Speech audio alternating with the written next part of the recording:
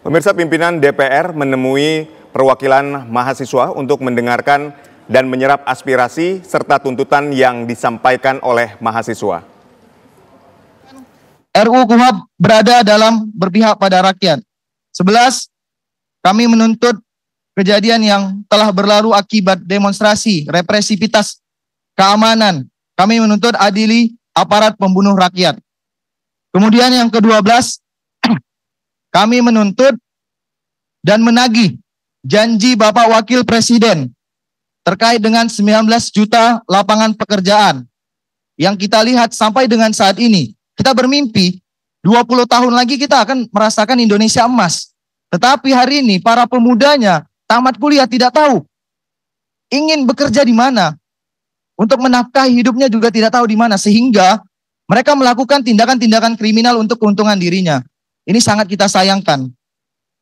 Kemudian yang ke-13, menuntut kesejahteraan guru dan dosen. Ke-14, kami menolak 5 batalion yang hadir, yang akan direncanakan pembangunannya di Aceh, dan peradilan militer yang ada di Universitas Riau. Kita tahu, Bapak, kampus adalah tempat kita mengasah intelektual kita, bukan tempat untuk diintimidasi. Kita khawatir ketika aparat-aparat keamanan hadir di tengah-tengah kampus, ini bakal menahan kami untuk melakukan aksi-aksi, untuk menyampaikan aspirasi. Kita tidak ingin seperti itu. Kemudian yang ke-15, menolak duit fungsi jabatan dalam aspek pemerintahan di lingkup pemerintahan Indonesia. Kemudian yang terakhir, terkait dengan persoalan hari ini dan kemudian statement yang dikeluarkan oleh Bapak Presiden terkait adanya indikasi makar dalam kasus-kasus yang hari ini beredar, kami meminta DPR RI membentuk Satgas Investigasi bersama untuk perubahan perbuatan makar yang dilakukan dan terbuka bagi elemen masyarakat serta diawasi oleh elemen masyarakat. Mungkin itu kajian yang kami berikan, tuntutan-tuntutan yang kami sampaikan hasil dari kajian Aliansi Badan Eksekutif Mahasiswa seluruh Indonesia.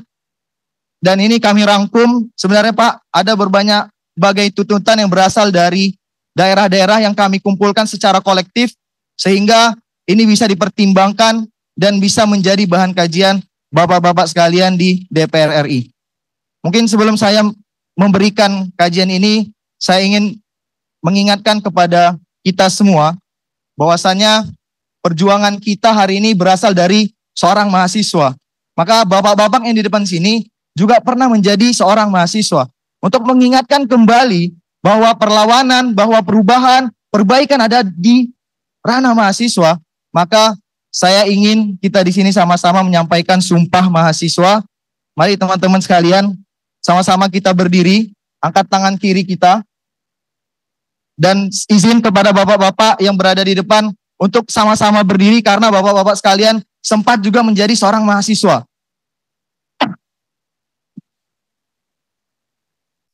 Mari semuanya kita ikutin bersama. Sumpah Mahasiswa Indonesia. Kami, mahasiswa Indonesia bersumpah bertanah air satu, tanah air tanpa penindasan. Kami, mahasiswa Indonesia bersumpah berbangsa satu, bangsa yang gandrung akan keadilan. Kami, mahasiswa Indonesia bersumpah berbahasa satu, bahasa tanpa kebohongan, bahasa tanpa kemunafikan. Hidup mahasiswa, hidup rakyat Indonesia. Ya, terima kasih. Semoga dengan ini kita mengingatkan kembali perjuangan-perjuangan mahasiswa.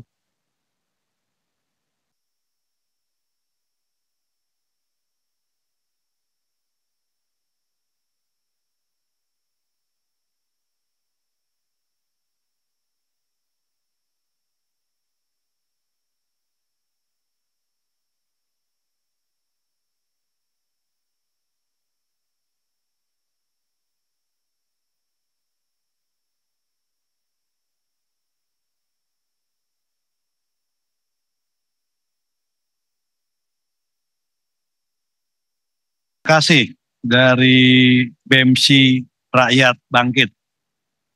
Berikutnya silakan. Oh, mau ngasihkan dulu apa? Hah? Enggak, sebentar. Ini belum, Pak, tadi. Enggak. Tadi ke toilet. Bismillahirrahmanirrahim. Permohon, Pak. Bismillahirrahmanirrahim. Bang, kita dulu Bang, kita ngantri Bang di sini. Iya. Gantian Bang. Iya, siap. Sebentar. Sebentar. Kita juga sama Bang. Oke, Gini, siap. gini. Oke, siap. Ini dulu, tadi saya udah nunjuk ini dulu. Silakan. Maju aja ke depan. Di sini Bang, apa? Baik. Assalamualaikum warahmatullahi wabarakatuh. Bersyukur kepada Allah dan Alhamdulillah bersalawatu Nabi dan Muhammad yang saya hormati seluruh rakyat Indonesia. Izin kami menyampaikan aspirasi di gedung ini.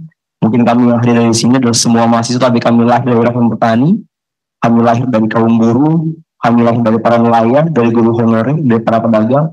Kami ingin menuntut keadilan kepada Dewan Perwakilan Rakyat Indonesia yang mewakili suara kami. Pemilu 2024 menghabiskan 80 triliun anggaran. Tentu itu anggaran yang sangat fantastis untuk milik rakyat. Jika wakil rakyat kita yang masih tumbuh, masih arogan, sayang sekali. Maka di momentum ini kami ingin menyampaikan beberapa tuntutan kami, aspirasi kami yang perlu sama bapak-bapak Dewan Perwakilan Rakyat dengarkan selama dan sebaik-baiknya. Sebelum kami menuntut tuntutan kami, yang pertama kami ingin menjelaskan kembali, melanjutkan dari korpus BMSI, bahwa kami bebaskan semua kawan kami yang hari ini melakukan demonstrasi di seluruh Indonesia yang ditangkap di Kapolres, di Polres Indonesia. Tolong bebaskan kawan kami. Bapak wakil rakyat semua, tolong memberi jaminan bahwa hari ini kita diberi kebebasan untuk kumpul, bersikap dan menyampaikan pendapat. Maka pastikan kawan kami satu pun yang tidak melanggar hukum dipastikan bebas tanpa luka, tanpa apapun itu. Itu yang kami tegaskan. Yang ketiga, kami ingin mengingatkan kembali bahwa dengan pertemuan hari ini harus ada 10 nyawa yang hilang, harus ada halte-halte yang kebakar, harus ada kantor-kantor DPR yang terbakar dengan kantor kepolisian.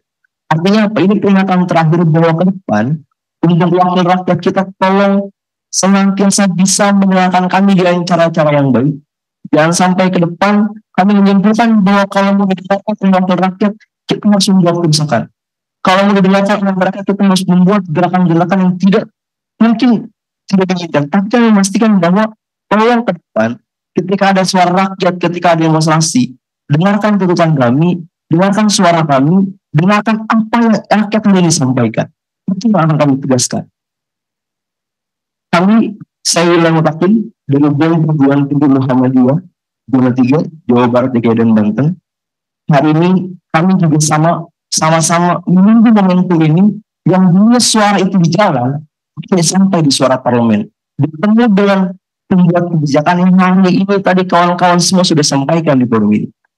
Tuntutan kami ada 7, yang perlu menyampaikan di forum ini, meskipun kita sama-sama punya keresahan yang sama. Kita bicara tadi sama-sama ingin segera pengesahan rancangan undang-undang perampasan aset koruptor yang sudah masuk prolegnas mungkin sudah 4 kali 4 periode, tapi belum disahkan sampai hari ini. Kami menuntut tahun ini periode ini untuk undang-undang perampasan aset disahkan sesuai dengan keinginan Bapak Presiden Prabowo Subianto. Yang kedua, kami perlu menyampaikan bahwa cat anggota DPR yang tidak kredibel dan audit kekayaan DPR. Karena semua fasilitas wakil rakyat difasilitasi oleh pemilihan rakyat dan dibayar oleh rakyat dari pajaknya. Maka perlu transparansi dari wakil rakyat kita yang digaji oleh APBN negara. Yang ketiga, kami menuntut pengungkapan aktor kerusuhan serta pertanggungjawaban atas korban jiwa yang hari ini mungkin bukan hanya di aksi 25 sampai 29, tapi sebelumnya. Usut tuntas semua aktor yang terlibat sehingga harus ada korban jiwa dalam gerakan demonstrasi di negara demokrasi ini. Yang keempat, reformasi struktural DPR dan partai politik. Kami juga sepakat dengan kawan-kawan bahwa partai politik kita perlu direformasi karena kaderisasi wakil rakyat kita berangkat dari partai politik, tapi reformasi politik ini ke arah yang lebih baik harus kita dukung. Dan kami menuntut dari 8 partai yang di parlemen, bahkan yang 18 partai yang sedang kontestasi ikut terlibat untuk reformasi partai politik agar wakil rakyat kita ke depan gagasan ide-ide bahkan mampu mewakilkan suara rakyat. Terus bahwa suara rakyat adalah suara Tuhan. Selanjutnya, Kami juga menuntut pembatalan kebijakan pajak yang membebani rakyat. Hari ini rakyat kita sedang susah ekonominya. Tapi tiba-tiba Menteri Keuangan sudah menaikkan BPJS. Itu sangat memukul bagi rakyat. Hari ini rakyat kita seharusnya diperhatikan sama pemerintah. Bukan dikeruk dengan pajak sebesar-besarnya. Bagaimana hari ini kita lihat semua kepala daerah mereka PBB-nya sampai 100% bahkan 1000%. Itu bakal menolak untuk kenaikan pajak. Selanjutnya kami juga mendorong pahlawan tanpa tanda jasa untuk diberikan kesejahteraan guru. Ini sudah kami sampaikan kepada Kementerian Pendidikan waktu hari kelas bersama bersama kawan-kawan bahwa menuntut guru untuk segera disejahteraan. Bahkan menuntut bahwa gaji guru harus lebih besar daripada gaji DPR. Mutlak teman-teman. Karena itu adalah penghargaan tertinggi untuk bangsa kita. Ketujuh, kami minta juga audit BUMN secara menyeluruh. Karena hari ini BUMN kita cenderung korup, BUMN kita juga cenderung tidak pernah memiliki korup di sana. Kami menuntut DPR sebagai lembaga pengawas untuk memastikan bahwa BUMN kita bersih tanpa ada korupsi. Terakhir, kami membawa Presa UHAMKA yang juga salah satu korbannya hari ini harus cacat seumur hidup gara-gara akibat masa hidup. Assalamualaikum warahmatullahi wabarakatuh. Perkenalkan, nama saya Agus Salim, Presiden Mahasiswa BEM UHAMKA, sekaligus bagian dari Aliansi Pemuda Teknik Zona 3. Hari ini saya berdiri di sini dan menuntut di sini. Sebelumnya saya perlu mengingatkan Bapak sekalian yang ada di depan sana. Pertama, hubungan pimpinan rakyat bersama rakyat jangan bersifat partikular, jangan hanya bersifat kepentingan. Dan jangan sampai hubungan pimpinan rakyat bersama rakyat itu hanya bersifat transaksional. Karena kalau itu terjadi, maka pimpinan rakyat melaksanakan tupoksinya pasti akan minim empati dan simpati. Padahal wakil-wakil rakyat harus punya responsivitas dan juga sensitivitas terhadap isu-isu yang menerpa masyarakat. Bapak-bapak yang terhormat di depan, saya izin menyampaikan mahasiswa kita, satu mahasiswa UHAMKA harus cacat seumur hidup akibat dari represivitas dan abuse of power yang dilakukan oleh aparat penegak hukum. Akhirnya saya berpikir, Pak, apakah semahal ini harga untuk menyampaikan kebebasan berpendapat? Apakah semahal ini harga untuk kebebasan berekspresi? Hal itu bisa terjadi karena aparat penegak hukum lebih mengedepankan sisi-sisi militeristik dibanding humanitas. Maka di sini kami sangat berharap ada reformasi fundamental terhadap aparat penegak hukum. Supaya menjadi catatan, suara-suara rakyat yang melambung tinggi untuk pimpinan rakyat jangan sampai represif, harus mati terlebih dahulu, harus cacat seumur hidup. Tidak sepantasnya harga rakyat yang bapak-bapak di depan dipilih oleh rakyat, tetapi kita menyampaikan aspirasi kita harus cacat, bahkan kita harus mati. Tidak sepantasnya rakyat bergelombang jalan hanya untuk menyampaikan suaranya dan tuntutannya. Maka di sini bapak-bapak sekalian, kita sangat menuntut adanya reformasi aparat penegak hukum khususnya di kepolisian.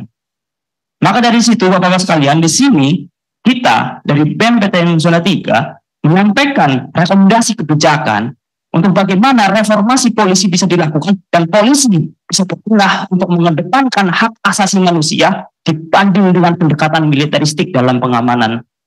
Pertama, Bapak, kita menyampaikan, merekomendasikan kebijakan adanya pengawasan mekanisme eksternal di dalam tubuh kepolisian. Supaya apa? Supaya polisi merasa diawasi, walaupun kita tahu ada Kompolnas, tapi juga kita mempertanyakan hari ini, efektifkah Kompolnas hari ini. Lalu kemudian militerisasi pendekatan keamanan.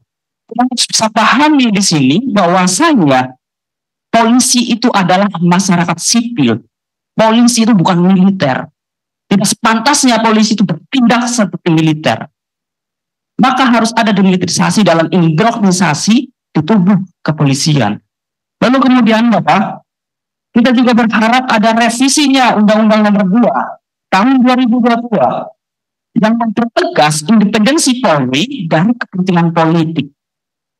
Polisi dibayar bukan hanya untuk kepentingan politik, polisi dibayar oleh pajak rakyat untuk kepentingan rakyat, untuk pengamanan dan perlindungan. Kita tahu betul marwah polisi juga harus dijaga. Tetapi kalau polisi sudah sangat bertentangan dengan nilai-nilai politik, maka independensi dia pasti akan hilang. Maka saya berharap dan BEM BTM 3 berharap ada revisi Undang-Undang Nomor 2 Tahun 2022. Pemirsa, satu persatu perwakilan dari mahasiswa terus menyampaikan aspirasi dan tuntutannya terhadap pimpinan DPR.